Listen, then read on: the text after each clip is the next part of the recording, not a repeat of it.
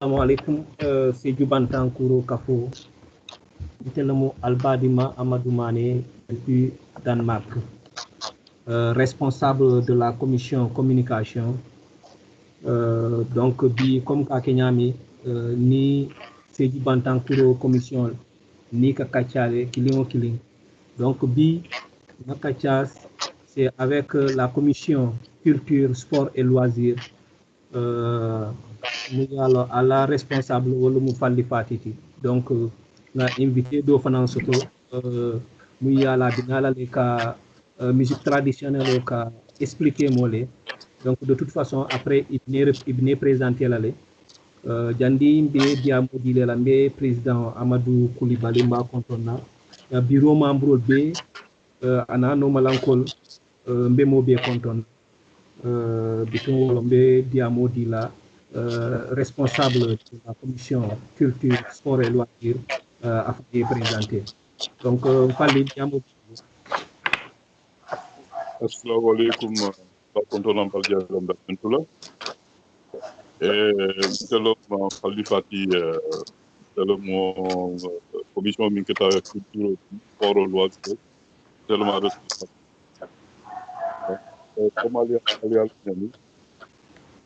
Commission association Dioran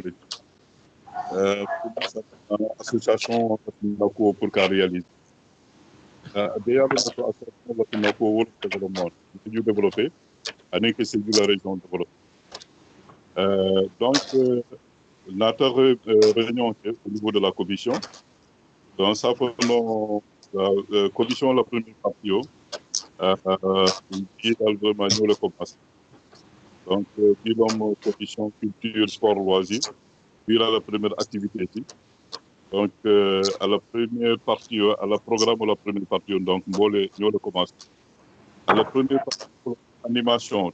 Donc, animation, il y a deux types d'animation. Il y a l'animation musicale folklorique et aussi il y a thématique.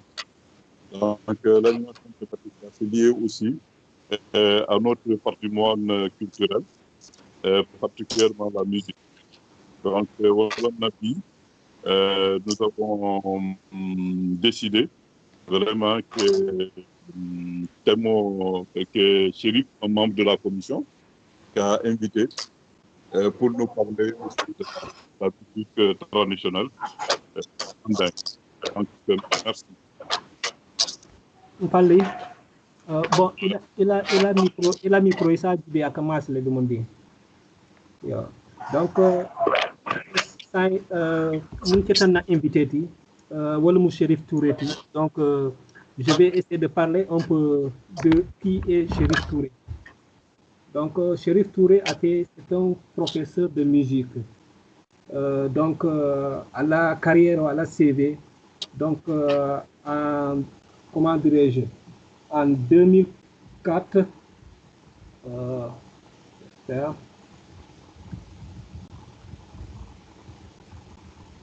donc, en 2004, avec nous, école de formation des instituteurs.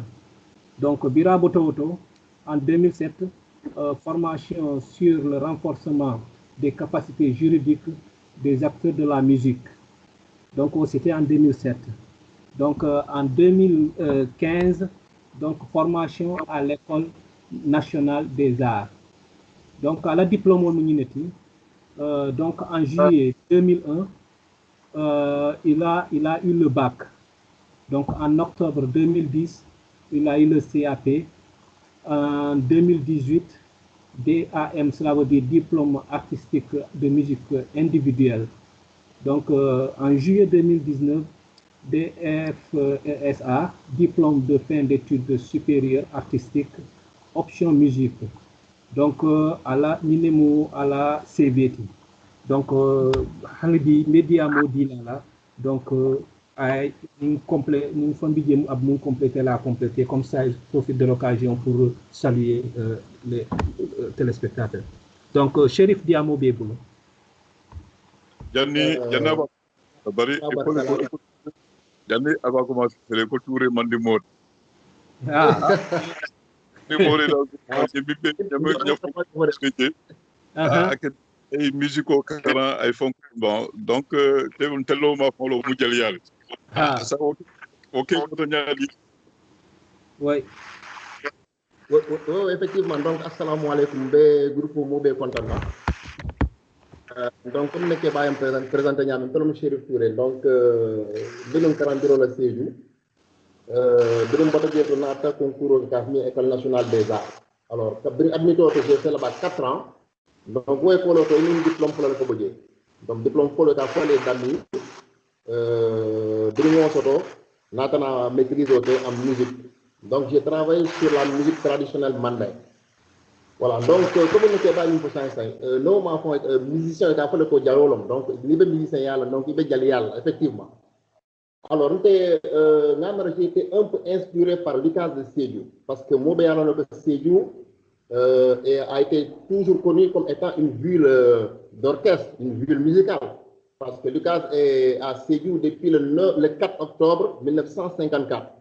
Donc, on a été bercé par les morceaux de Lucas. Ni hakilo ba kan fandi ma ni be show like afmi show c'est so donc katanu lo silla la balaka jibe donc j'étais un peu influencé par le guitariste Ibrahima Silla Dia.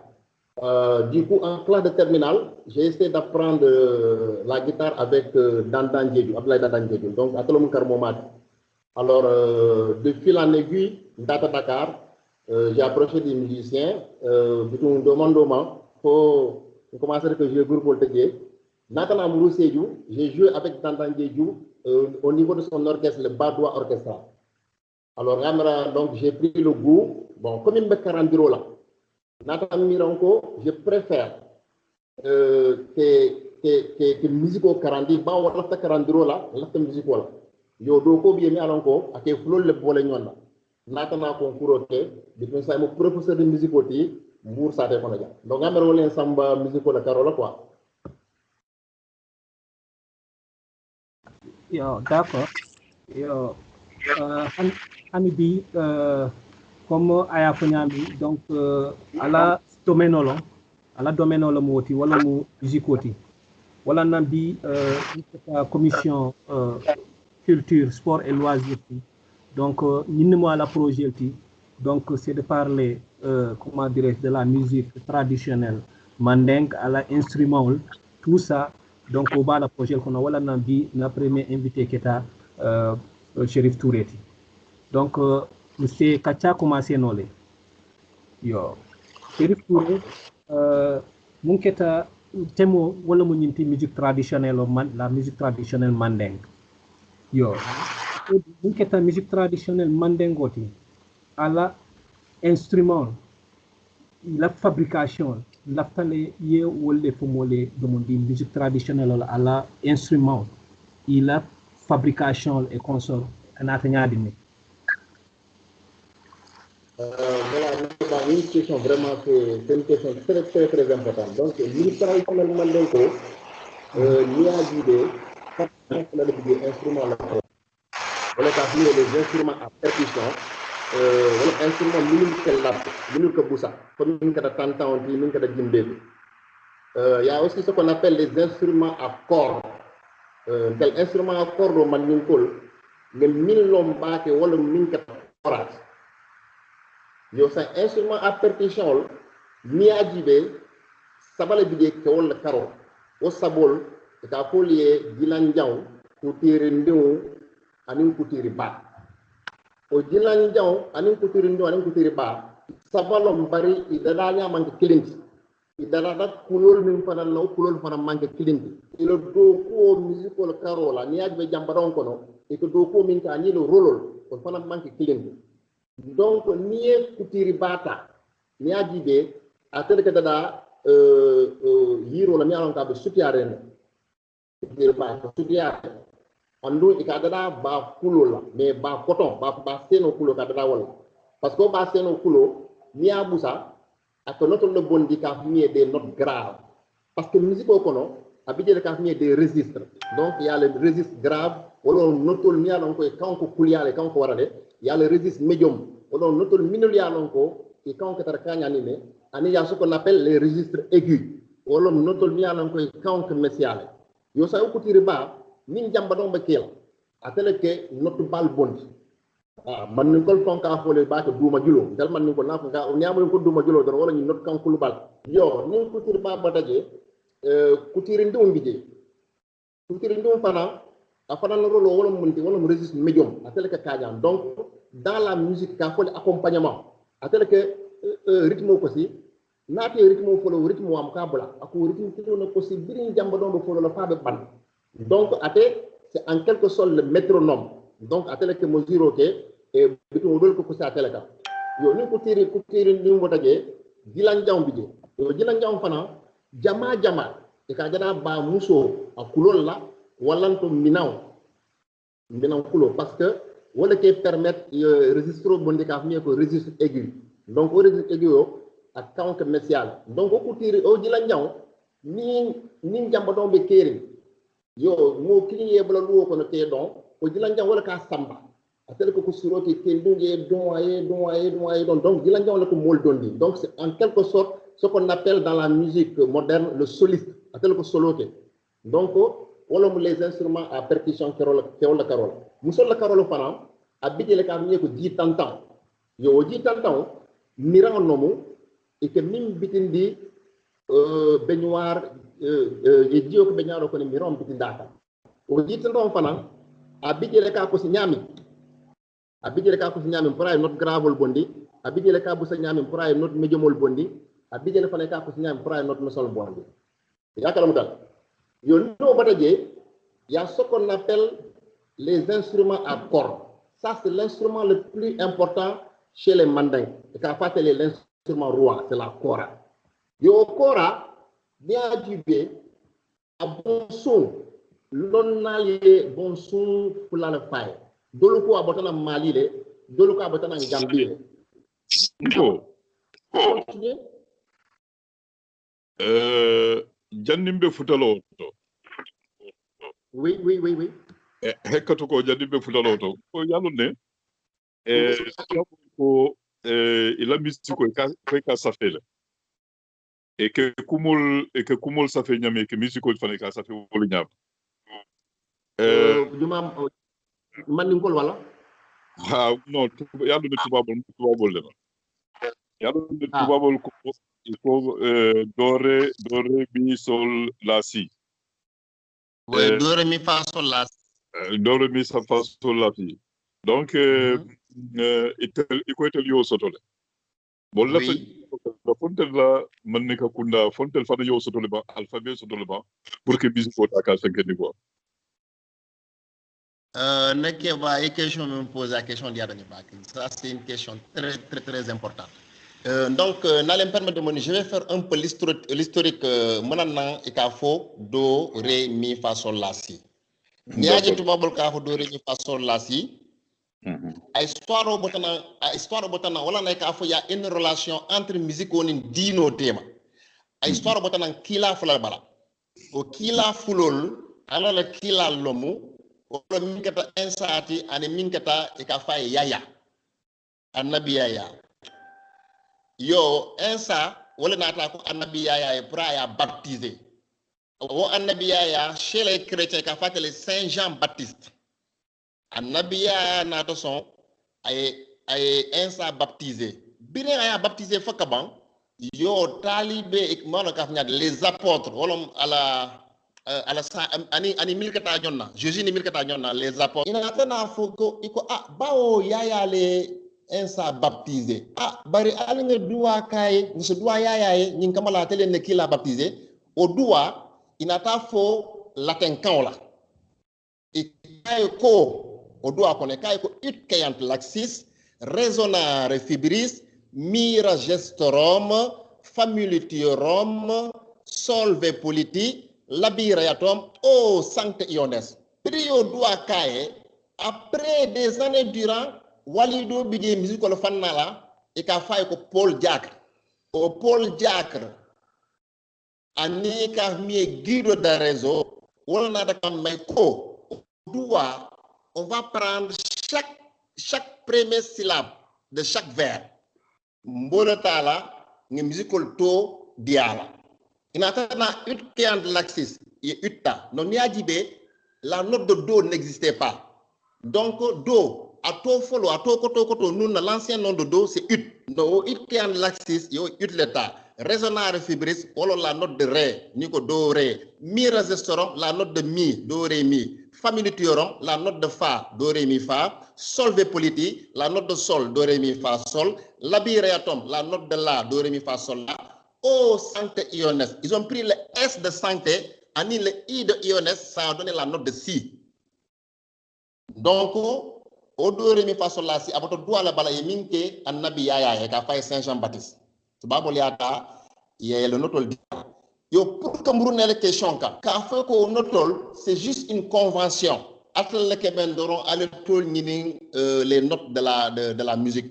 Parce que nous avons au Do, Ré, Mi, Fa, Sol, La, Si, français le coffre, les francophones. Mais dans l'anglais, le fait, anglais le coffre Do, Ré, Mi, Fa, Sol, La, Si. Anglais le coffre, C, D, E, F. Ils ont pris les lettres de l'alphabet français, de l'alphabet, hein, anglais et olta. Alors, nous avons même Karola, ni nata jeto, mol man kamben ka fo noto not que to diala. Barina, et kaf mié les accords, anil les gammes, au bien boule.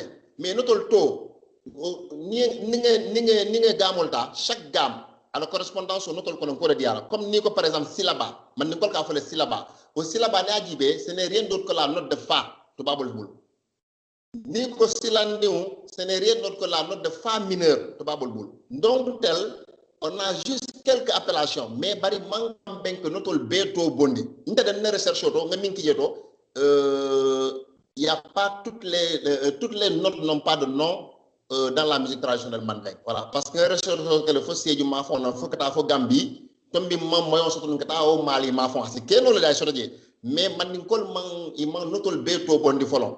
Fala le billet bil tora au beto au dolo que je te ne doro mais mantol dit là.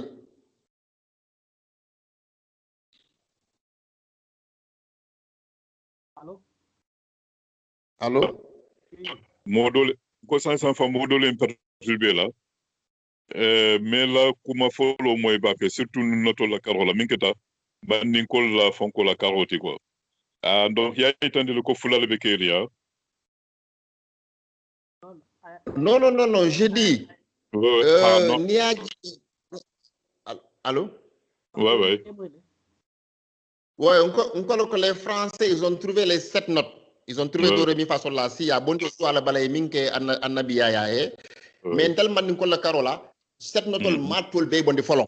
Matol be bon de folon. Donc, ne mandinka carola minka ta Casamance ma fonte. Ndaga non je syllabalom anin silando anin tomoro. Donc, wol bidjelen, c'est des notes. Ngolon, mais odol du mantol sote folon. Ma femme soto mental recherche soto ngi ke birim ben maîtrise kala na mémoire kala ngol sabol le soto voilà. D'accord. Au kumo seniatele vraiment c'est la première fois vraiment c'est intéressant.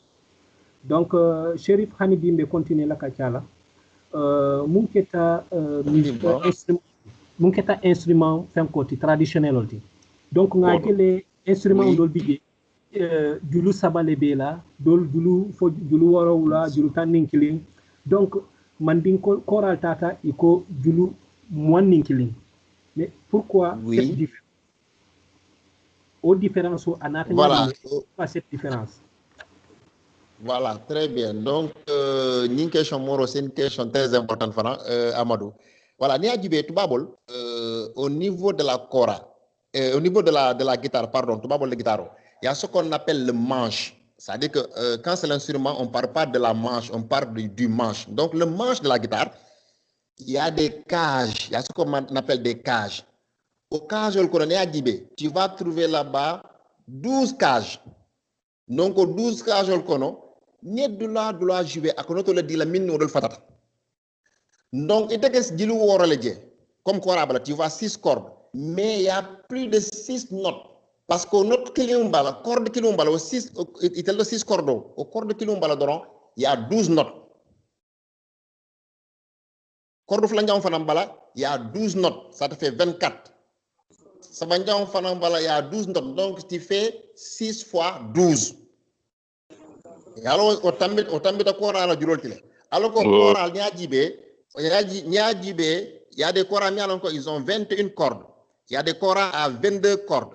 Il y a des Koras à 23 cordes. Et il y a même des Koras à 25 cordes. Barintele Kazma Silo là, Kora minuli a 23 cordes. Ou le bien Kolota. Au corps de Fanan, tol belale. Ni Kora Djibé, ranger fala le billet, alors cordo, ranger fala le billet, ranger mi be marakarola, mi be bulba kalola. Orange folol kono, julol mimbe marakarola. Julu folo ka fa linjang. Julu flanja ka fole bakumba. Julu sabanjang kora la julu sabanjang mimbe marakaro ka fole dibon. Ala jili nani njang mimbe marakaro ka fole ala lake. Ala jili lurunja ka fole kumare. Yo na bototo julu woronjang fo julu labon ol be ka fole karala dindim folo karala dindim flanjang karala dindim sabanjang karala dindim naranjang fo karala dindim woro wala njang ol be tom karala dindim wol yo ni bototo itata julol min baye buluba karola o buluba karola korala julol min bije julu folo mi warta bet mi be sante ka fole panchang nim panchang botaje julu flanjang ka fole tembang nin tembang botaje ala julu sabanjang ka faye kumare ala julu naranjang ka faye jinkandang no botaje fana ina ata muru nan komi julol be marala karola ina ta fo dolto mabe karala dindin folo karala dindin flanjang fo karala dindin nani njang biri danta nani njang to ina ta ta lellonto lellen folo lellon flanjang lellon sabanjang donc on ko rara julolti mais amanke ka fo atel le julol siato doltati ça dit que at ko rara julo not kilino wala na ala julol siata alors ko dol ni a jibe julu worol ke tare wara julu saba mais ni landi le mancho quand tu peux avoir presque 30 notes ou bien plus même que la kora donc visiblement kora le julu le kesia mais sur le plan de jeu sur le plan des notes au don le fond le note aussi à kora tat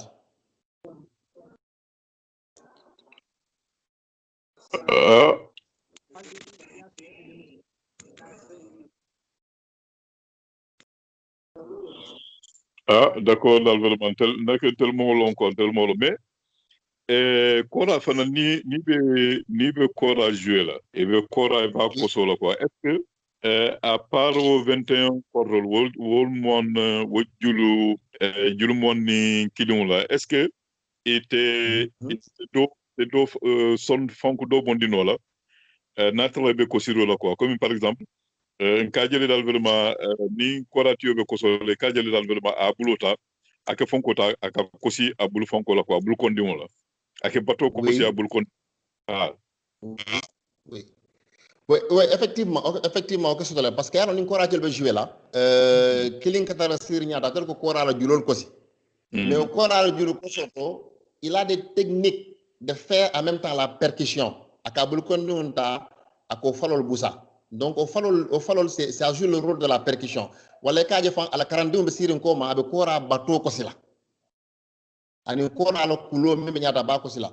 Donc, c'est des techniques qui c'est pour plus animer en fait le jeu parce que ni dans manomu ko tantantité bulu dilanyante bala ni belo ko rakoso la ici bul kon dun tano le ke e kala falol busa pour que percussion ka fujeto ou bien 42 e 42 tara siron koma abe kora bato busala ana kulo pour que percussion rythmique o dundije quoi donc c'est possible mais fana niaji be kora bala so ka tara je o so ala kora salto turo je malon fay ke hakilo je o turo ni e guitare session jibe to babol guitare o fana a nyato huo ka taraje so ka taraje donc so c'est ce qu'on appelle la caisse de résonance c'est le trou de résonance o so la katina son ka bo mais malheureusement tele man ka do ko kodo bla je len ka pièce bla je plus tu mets des pièces plus son ka tala parce que so ni aji be ne banko so je fa fa ta tep ne ko ra ko sa ta kumal ne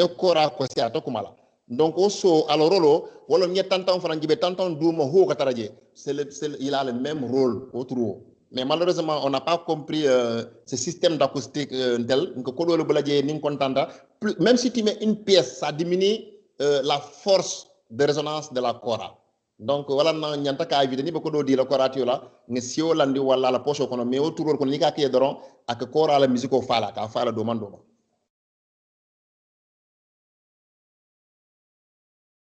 Chérif vraiment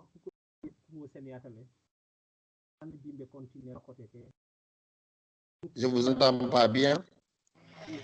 Allô, et comment elle Oui, oui. Voilà, mon musique traditionnelle aussi. Ça a les instruments, le cas de Lucas. Maintenant, il y a des instruments modernes.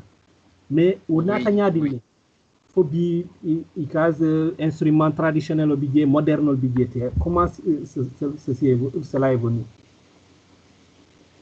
Voilà. Oui. Nimbe futalo ma minkita balu la ko yo fana karando yo fana tanke do moni se ko dim fono jele do moni minkata mundi balo oui balo en fait en réalité pour que Tonya j'ai pas fait beaucoup de recherches balo le Carola parce que en Casamance il m'a arrangé la musique c'est plus dans la musique des balantes balo kono baké mais balo c'est un instrument de percussion donc percussion wala fem yalanko ike bulo le widindi ya busa wala falota ya busa donc quand tu percutes quelque chose donc on appelle ça instrument à percussion mais balo fana il y a des notes basses il y a des notes aiguës il y a des notes médium donc ike miran le ka duma batol ñi batol ndil ko le ka duma wala ka le son le bondi quoi mais Tonya j'ai pas fait beaucoup de recherches sur le balafon ouais. Ah, d'accord. D'accord. Nyamaran c'est tambino. Oui, voilà. Oui.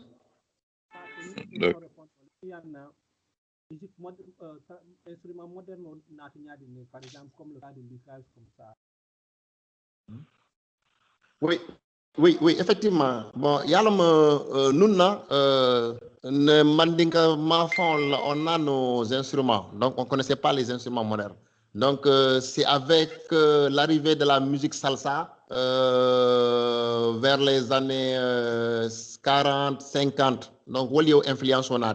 Mais nous, il n'y avait pas ce mariage entre les instruments traditionnels et les instruments modernes. Instrument traditionnel le ketare fanyele instrument moderne le ketare fanyele bari on a peut-être qu'un boule fierté bâti le premier musicien qui a introduit la kora un instrument traditionnel dans la musique moderne avec des instruments modernes c'est Kolo Minkata Alaji Babu Yebate wala Minkata Famati Alaji Babu Yebate donc c'est le premier à tel follow kora bulan tel fanal Afrique de l'Ouest fanal à tel follow kora bula instrument moderne.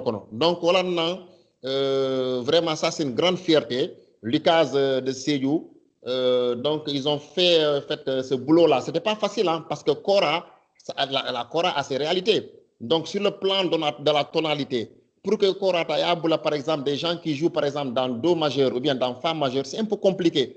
Donc, il faut qu'à Mathieu, que Montimé Alonko, aille Londo Sotole, alors Kora maîtriser les faut que il a ce qu'on appelle l'oreille musicale parce que ni un orchestre joue de 105 en do majeur et le Kora montre do majeur donc il te fait le Kora ta wala le kaji wado jandi que jouer et que da jindi on tupi buloto et ko kulolta et ka pousser santo wala ka jindi du monde donc c'est juste pour diminuer les notes d'un demi-ton hein, ou bien d'un ton ce qu'on appelle la plus grande distance qui sépare deux notes donc wala na iko mouvement que ka tala wala ka samba santo donc il faut être un grand musicien wala na babu jebate. Franchement, c'est un monument quoi. À tel follow yo réussir. Donc même ne fan na la ñanta ko kidimandi ka ko mi alon ko mbébé enfant vanté la wala quoi. Donc ça c'est un grand honneur pour la région de Sédhiou pour le cas de Sédhiou en particulier.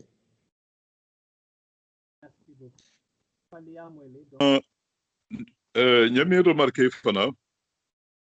Allô? Oui. Ñami remarqué 105 fonds ya quoi parce que ndefana yole ñolo korsi quoi parce que janni ko hatio ko rajalo jannabe ko ra ko sila ngaji le vraiment comme ya ko ñami ke dajin dinta ka fenkinante aka saban wo pour muno munana ko ke voilà c'est ce qu'on appelle accordé yalo musico c'est trop scientifique il y a ce qu'on appelle des hertz donc un son ni son kosi na bota kora bala wala gitaro bala abina hata badi un tuloto au son ça prend pas une ligne droite, ça fait ce qu'on appelle des ondulations. C'est là que dit faille donc donc ça n'a celle de signal killing, a dit signal killing qui a folé 1 Hz. N'a celle de signal flange, a dit signal flange qui a folé 2 Hz. Donc il y a ce qu'on appelle des Hz. Par exemple, quand tu prends la note de la, Nico do ré mi fa sol la, le la là que mi joué, c'est à 440 Hz. Donc ni le corps a accordé. Ni jouer tam guitariste sol kono a julote diala le ferem parce que ballon ko ñu kora tu a que mi jouer ni ni manta ñonna. Donc il faut accorder la kora et ma guitare bala réglage bi jere guitare ko santo nen diwul mi je ki min tourner. Donc kora comme tel mo nen diwul soton tel ngeno juro siti kulo la bala. Donc wado nyalon ko no kora julo yon fontela jital demanding fay da jo tupi bulo bala ya pour centre demanding pour ka accorder. Donc au pousser et ka selende le don ton. Le ton en musique a fait la plus grande distance qui sépare deux notes, ou bien il y a poussé d'un demi-ton, c'est la plus petite distance qui sépare deux notes pour accorder. Donc, ni ban c'est bon ni oreille musicale il faut qu'on ko janno ko ra ça accorder de la petite. Comment ça jouer? Wala na ka selen di wado ka jindi. Ah, ça n'a que yamara ñi xam yo betana min tolle.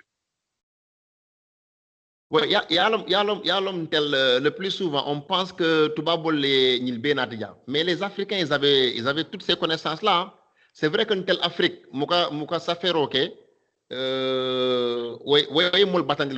parce qu'il y a dit Afrique, tout est collectif. Ça, c'est du fait que les Africains sont la vie en communauté.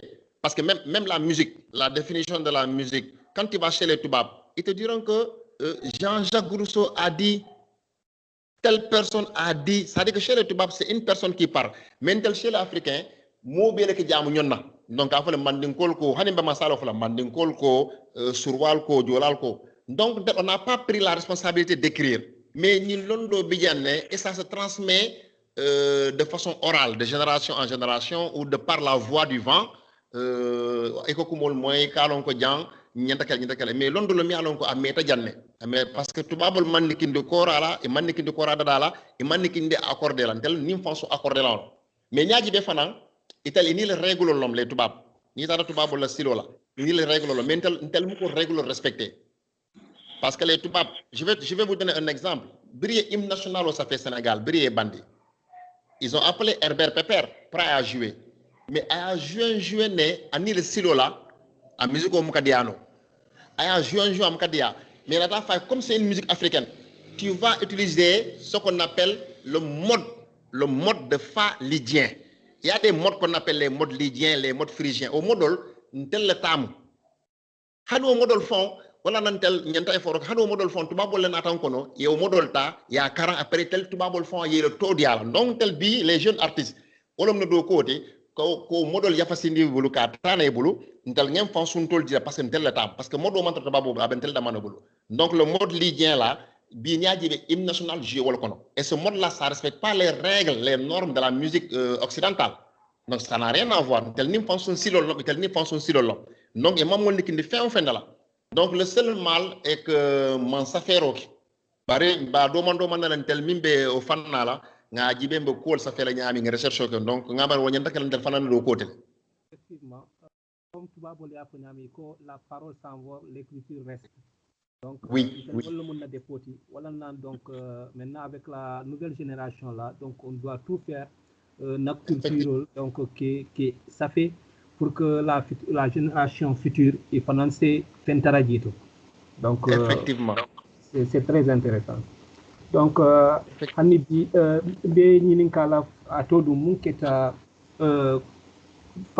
par exemple le cas de Lucas la musique traditionnelle en tant que telle à la perspective à la avenir itiaji ñadinne la musique traditionnelle à la avenir ay akata kula mi alon ko mo ñanta sila na la avenir parce que bi ni une musique traditionnelle au Djibé, demande à Sembo Betalala. Ningo Tonya Fonyo Doron. À Sembo Betalala, fam. Parce que qui dit musique traditionnelle, dit danse traditionnelle. Donc c'est la musique traditionnelle, c'est la musique qui conditionne la danse. N'y une musique traditionnelle au Béyé Maolanyami, ne danse le Fanam Béyé Maolanyam. Bini Tara Siédu, ni comme fara don. amartio ak malle ka don ni ko mi lenjang don ak malu le ka don kewol kono ni e ton bon ke tan kono seju kono je nyaaji be killing wala be kindon wala kindon minule kindon no say fondin ke kono man c'est parce que tam bulu malol te fam pour ka don donc ne musique traditionnelle o ndele fon yaata nge marimba blaje o marimba wolom sur walla styloti nyaaji be ne musical fon say ka fo mbalax mulum ajele alors que ni ukaz musical jibe c'est de la musique traditionnelle purement traditionnelle sur wa fem feneti jeto donc bin o ko e mol selane même tel fond dans ma musicien len sita nga jibe ngalo nako ne musique traditionnelle la sembo be jiola parce que bi nga sur walla promotion ngol ke baki voilà donc je vais me profiter aussi fanan kafo o fana nyaaji abe kala asuntan autorité la parce que a mamme bak nga festival ko seju au festival ko no nyantam profiter de wol nga compétition organisée ngo kodo landi hani 1 million 2 millions be concours kala la ñaw fondinke mi mo be bay la ñaw la be ñina di la be concours kala kinno fondinke mi mo be bay kinno be ñina di la musicien be concours kala entre les orchestres festival objectif on ndakelo wolde parce que c'est un festival mais alors que c'est dans le milieu mandingue mais malheureusement on a amené un musicien mbalahman manding ko le saté kono ay musique ay mbalaho ko sije faaju so sumiata nga 20 millions yala tata auto say ne musique traditionnelle on téléphone ba falto téléphone ka fa wala nan mbe autorité be da la tel be tout fin be panel kono ne sembo di musique traditionnelle kana maluka don kana maluka kosi te dimbe festival o kala nga lon ko festival o nyantan ne musique le kidi mande la jeto mais tonya la musique mande la musique traditionnelle be falto carrément et ça c'est vraiment grave quoi c'est désolant quoi Chérif me compte vraiment ye idée bete balé fo janto parce que comme le cas des lauréats par exemple Ninkindon yalon falli abem falli la commission même les jambadon la et consorts là donc pourquoi ne pas faire des prix par exemple le grand jambadon il faut donc le meilleur danseur de King à la prière fele donc ça va exactement nakata sankil sanfla donc il va dire là les jeunes ils vont s'intéresser momo be préparer la commande l'année prochaine donc falli tu dois prendre note vraiment la commission pour faire revivre ces vraiment ces danses traditionnelles même la musique traditionnelle donc noter là comme ça ça sera l'objet d'un débat comment faire pour faire revivre toutes ces choses là sincèrement il a créé point touché point mis à l'importance de quoi parce que il y a quelque chose qui posé là il y a une cas pour mina colombien là pour la barkata parce que mi que la musique la nyata adam le voilà minimum pour que dans pour protéger la musique ça m'a atteint tout en sorte là ouais téléphone nyanta bi là heureusement Chérif il est de la commission non nous avons même vu le sport là de faire des états généraux du sport à Sédhiou mais Niamera Fana comment on doit faire aux états généraux de la musique là sur l'état de la musique traditionnelle et les perspectives là bon Fana musical ko ka fo fonko senkurbadon bon man senkurbadon je ne sais pas dans vraiment faut don lomba faut musique lomba faut anim Fana musique de l'année sur le cas play ça intel génération ça d'une génération presque mol malon ani rumbal nan ça quoi nyamara peut-être que c'est coup do fono jele minketa mais voilà mu sensa mbota mim fola ça dit que c'est des musiques minul ya lonko tel fond que complexé le que kosi anin que complexé que don nga fara bijele lenjam bijé kindon bijé senkurbadon bijé madiba bijé mais ni ajibe o madibal fond bi a tol fond ni ko dole fond madiba e malon ko don no ne tosano kono senkurbadon jama malon e kam min fanantem pilel jama melon ani rumba donc tel bi ne musico ni ajibe musico lo mialon ko c'est une musique internationale a musique aussi bonno le hané chinois font ça la moynole et ça pour preuve je veux nommer Lucas ani l'orchestre Touré Kunda ils ont fait le tour du monde Lucas a fait le tour du monde Touré Kunda ils ont pris Lucas a eu des prix partout Ils ont même été déclarés hors compétition tellement qu'ils ont raflé les prix lors du festival d'Alger. Touré Kunda, orchestre Touré Kunda, ils font la musique mandingue, mais ils ont fait le tour du monde. Bon, ni botan ne Casamance parce que la musique mandingue, ça va au-delà du Sénégal. Quand tu vas au Mali, les Salif Keita, quand tu vas par exemple en Guinée, Conakry, il y a les Sekouba Bambino hein, et tout ça, là, les Mourikante Mindeste récemment. Mais c'est de la musique mandingue. Et l'onnal font sontale, l'onnal citale kachata, l'onnal miniaron ko africain ten tubabo lomu, anglais lomu, ani français ko bitum malon fo bitum ils ont fait une part belle plus fort. Iko à part anglais quand iko la langue mandingue est la langue la plus musicale. Wolo munti langue mi alon ko akadia musico konale ni ba ko sola ni musico ke tembele akadia le momo sala mo hani man hani ma kawmoy. Tu vas voir les affaires. Et quand ni anglais botaje, nous font le miro de fond, nous font anglais ñaat. Bah ouais, mais ninga qu'est-ce qui se passe? Tout le font le mandingue est la langue la plus musicale au monde. Mais ils l'ont classé en deuxième position.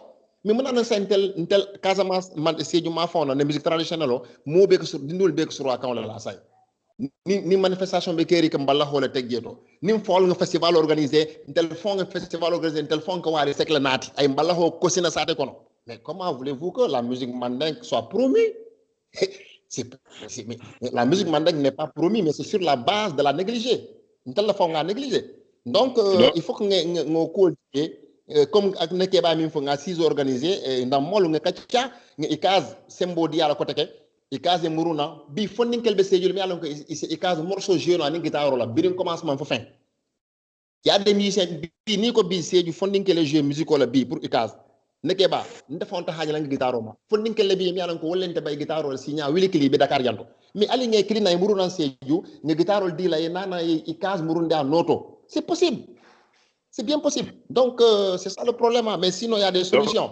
Il faut que nous minul ba domino ngel la moy fanfan parce que momo ni domino mais il faut que mille musique domino il faut que autorité qui sont qui cliquer la moy ngene proposition le fouet c'est important aussi. Donc yemi fodal vraiment au mo toñale quoi parce que y témoignage au min ko min keta tuba bol quoi donc haninte fond là il y a un espagnol qui m'a dit quoi ako dunia kono dal musico à la dia c'est en Afrique de l'Ouest quoi. Nous avons la musique du Mandela. Merci. Nene Befonko là, nene ke manika karandi là dans une université là. Il a fait un congrès en linguistique là. Mon congrès en linguistique, c'était à Barcelone. Les congrès des linguistes là, et botana un peu partout là de l'Espagne. Mais Cabrinata, après Janibina, la communale que Dokoke. Donc, je suis d'une ethnie, je suis d'une culture, je suis d'une région. Là, c'est vraiment le congrès de Banna. Ali Karo Kenyi, n'a pas fait mal de bien, vraiment, Kora Kosilalo. Pour aller Kora Kosi, quoi. Nake Nata Soma, Kabri Nata Soma, Janin congrès de Banna. Nake amphithéâtre, c'est quoi. Des gens qui sont venus un peu partout là de l'Espagne, là, Nata. Mais Cabrine Kendi on mis Kora Kosi à Tomu Samboudjane. Mais Kora Koso, à part ma Djaliba Kate dans le Malala Moyabay, et à Seleta Fonku, Julu Saba Ayo le Konsila. Mais Cabra Koso là, Kanini ici au titre Fonko amphithéâtre reconnaissant et ça moi. Hein? Donc, Kanini ici au titre amphithéâtre reconnaissant moi. Adin Fana? Oui. Minke la Fonko, quoi. Minke Amadou la question, le futur là, na instrument la futur, quoi. La nyatuta. Nyamara nyata wakila le fanfa. Très bien. Nyata wakila parce que nimma wakili na instrument fan ke kundal vraiment bebola na Afrique le nyane ni kinjam quoi. Bebola na Afrique le nyane ni kinjam wala na au niveau de la commission là, commis Amadou Founyami, on a prévu le festival. Donc normalement il y a un festival auquel nous, il y a un festival auquel il y a un Barcelone diane. Munana la festival auquel Barcelone diane pour que la culture kata kaitandi dans le mobile là. Bon mais sasa yatine dal vraiment ma bula lapta ke la festival online ni o botaje la fana seju vilo kono nya centro londi centro mi alon ko dal e mo karani instrument mi ken ni ken na jele anim fana dala jele un instrument de fabrication et d'apprentissage de musique d'instruments traditionnels. Donc, un centre d'apprentissage et de fabrication d'instruments traditionnels, quoi. Donc, mais en même temps, à Kanakeo Damandi, a été musée pour la conservation de notre patrimoine. En même temps, la maison du Kankuran aussi, parce que Kankuran, patrimoine au Tibi, UNESCO ya mutala koka fudal vraiment dunia be la patrimoine dunia be le dental comme ya nata 30 bulu quoi ala nata ka bentel le bulu ntel fana nyanta vidi la ko quoi wala na commission fanando nya kankura la ko fuje nyamara inshallah be ko kala ala ko tole wa salam mbal tentu la mbal jayla abarkan falli vraiment c'est ça quoi.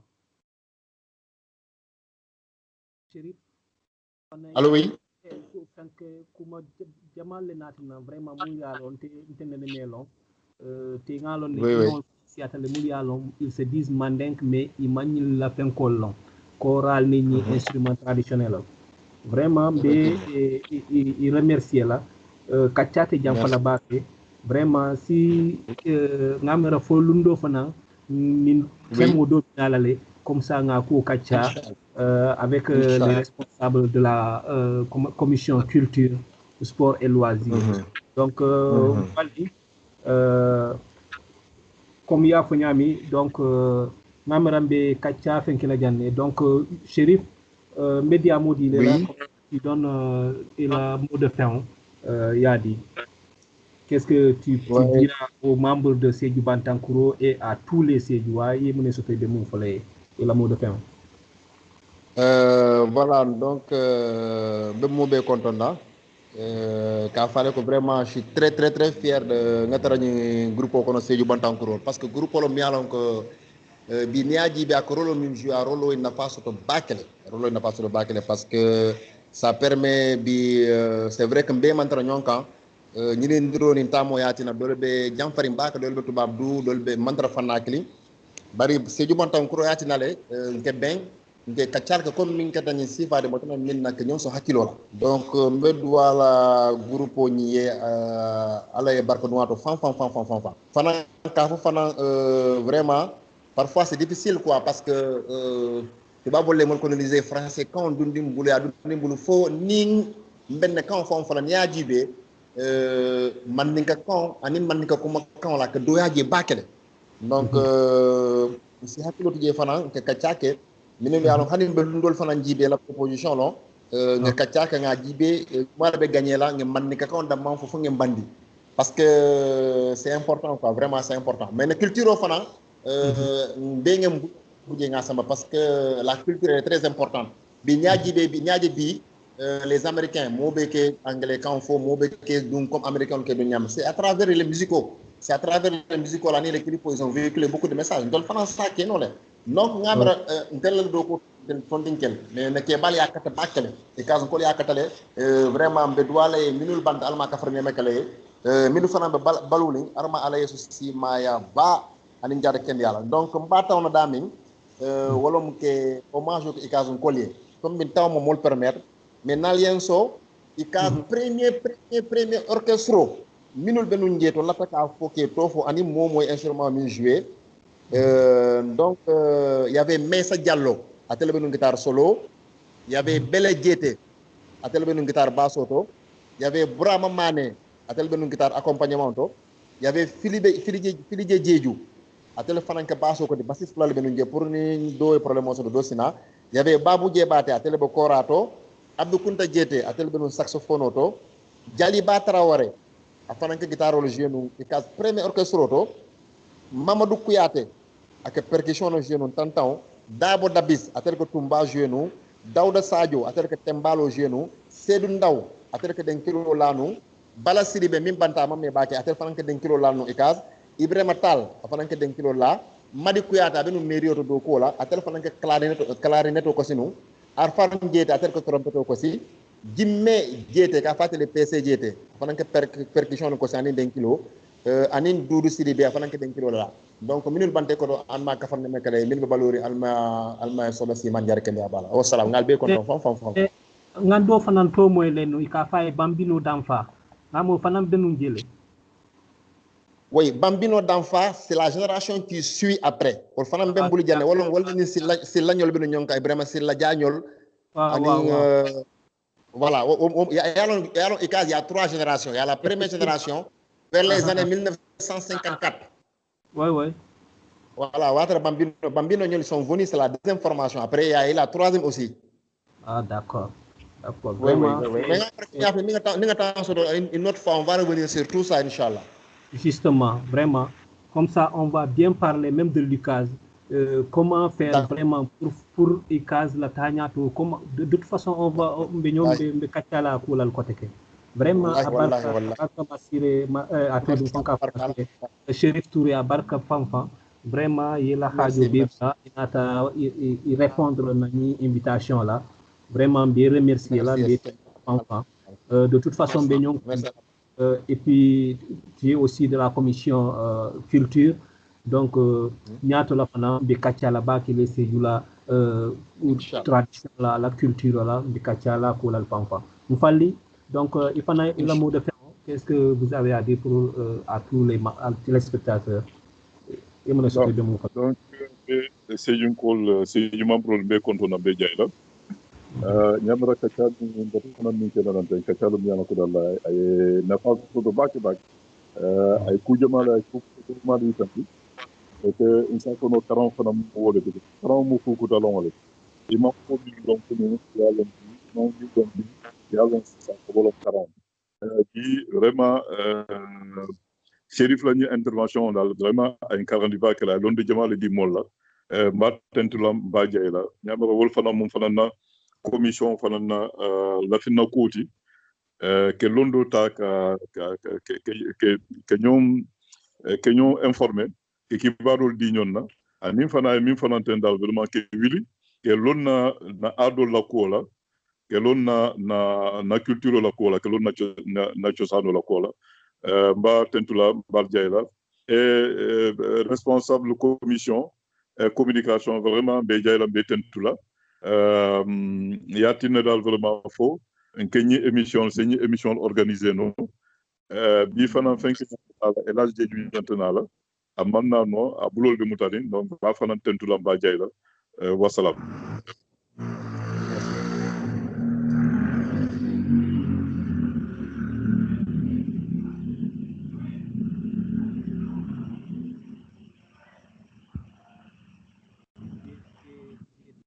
de la il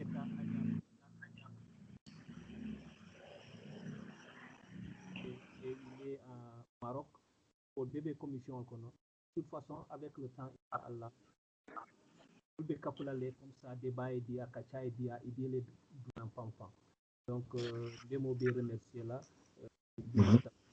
membre à la président à la adjoint mon qui était dissolotea responsable au niveau national mon qui était John Jonti ami Sidou Bantankuro membre be kontona donc mbal fana remercier la bitun ka fale inshallah fo silado na ben côté ke na temo do nan nambe kacha la munna ka itandi Sidou Bantankuro molla d'accord alors pardon Jennifer Kultula oui donc le samedi l'APA onko le débat général au Minkala quoi débat wala kacabati donc kacalo mi yalon ko dal tabouté tarlaje il n'y aura pas de tempo donc mo moy la tammi kacala yakata mo moy la tammi nyini kala yakata ya nyini ka man ni ko ka fole bamba te tarlabatu donc tanate kulumbula lu tanate tarlabatu mo moy bi nyini kala ya nyini ka ke tam musul ni ke wolte man di diwul ni alpha tem xadma diwul ni yirol tem xadma diwul ni ku jamaate ma ko donc wo samedi lungolom abe commencé la wo abe quel kacha balet. Donc avec quel kachalti mu yalon ça va toucher tous les moments ni idée clé na nga discuter après nga tambi do fana ni idée na nga discuter. Donc ce sera pas comme na avec la minti dal vraiment mo moy be intervention le kele ba que le panel o kono. Ha et be intervention à manque ko dal kacha ka discuter non. Be intervention lo mi ko. Mo moy lot e be mi ya fo ya ke panel o kono. Panel auto. D'accord. Et bah que par contre là et be contrôler que là-bas par l'intermédiaire donc à ce que nous le mansalo tiba à ce que nous le talin tiba à ce que nous le conco tiba proverbe tiba à ce que nous koku ite la tala binana yake panelo ko d'accord ni ko role fana ne signi karo ke no yake panelo ko no ko d'accord yo c'est jabi no le do fana c'est jabi no do fana c'est jabi no d'accord c'est une très bonne idée. Comme ça va animer le panel. Et puis, on fera passer l'information au sein du panel. Donc, on s'est ça préparé, Inch'Allah. Donc, à la barka, Fanfa. À la barka. Merci.